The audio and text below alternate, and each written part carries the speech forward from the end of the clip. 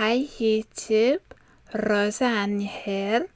Today I will be reviewing the GoLabs R150 power station that I've been using for about 3 months now.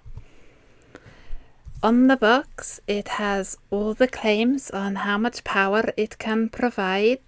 On the top there's manufacturer's information, and on the other side there is specifications for the unit.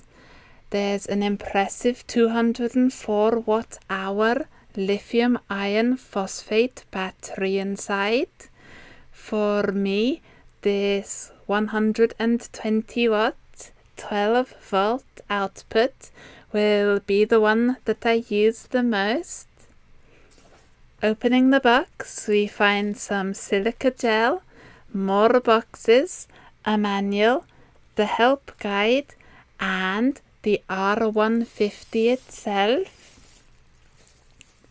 Inside the box there is a 30 watt power adapter to charge it from the mains, and in the other box there are both types of 12 volt car socket adapter and the solar MC4 adapter cable.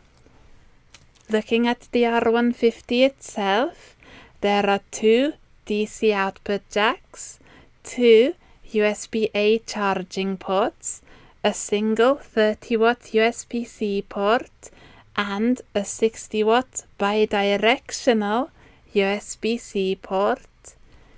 The input jack is limited to 3 amps and 23 volts, and the USB-C input is limited to 60 watts. There is a 160 watts square wave AC socket on the front of the unit. The first thing I like to do is to turn off the beep on units like this, because for daily use that gets quite annoying. There's a nice diffused 3 watt LED on the side, and on the other there is a cooling fan. The specifications are repeated on the back of the unit itself, which is quite useful for reference. My original unit had a battery percentage calibration issue where it would read the battery percent lower than what it actually is, which would have been fine if the AC and DC did not have a cutoff at 4% charge. Luckily, GoLabs were fantastic and shipped me out a new one, which arrived in a matter of days. The R150 has a very efficient DC system for charging and for discharging. Looking at the charging performance, we can see with 37 watts at 12 volts input, 35 watts is going into the battery. This gives it about 95% efficiency. What's more impressive still is with a 5 volt 4.6 watt input, there's an entire 4 watts going into the battery, which is about 87% efficient at such a low voltage.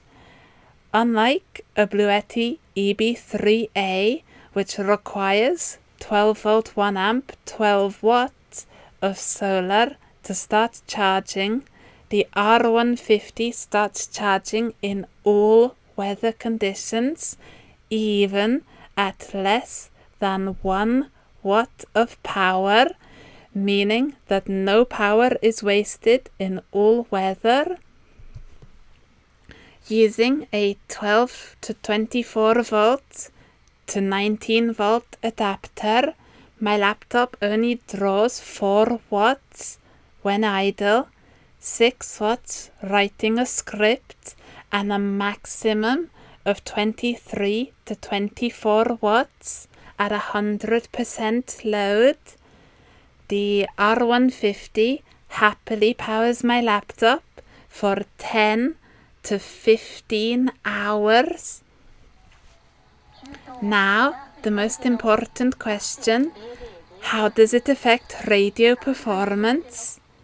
Firstly, a demonstration of a portable shortwave radio receiving NHK World Radio Japan.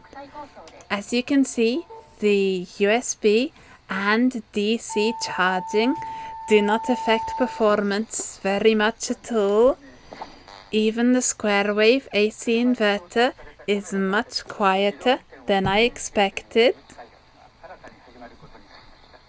Next is a look at how it impacts SDR performance using an MSI SDR clone.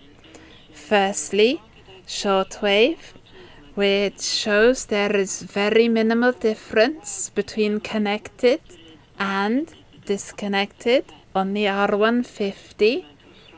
Lastly, longwave, the most subjective to RFI in my experience,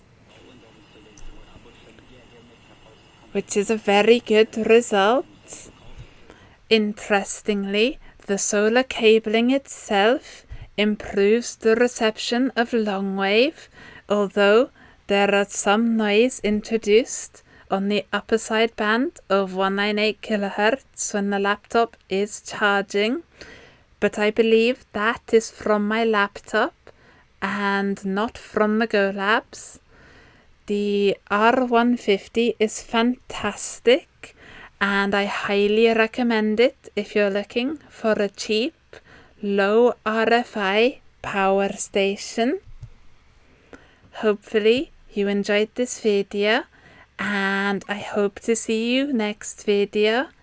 Till vi möttes igen. Ha det!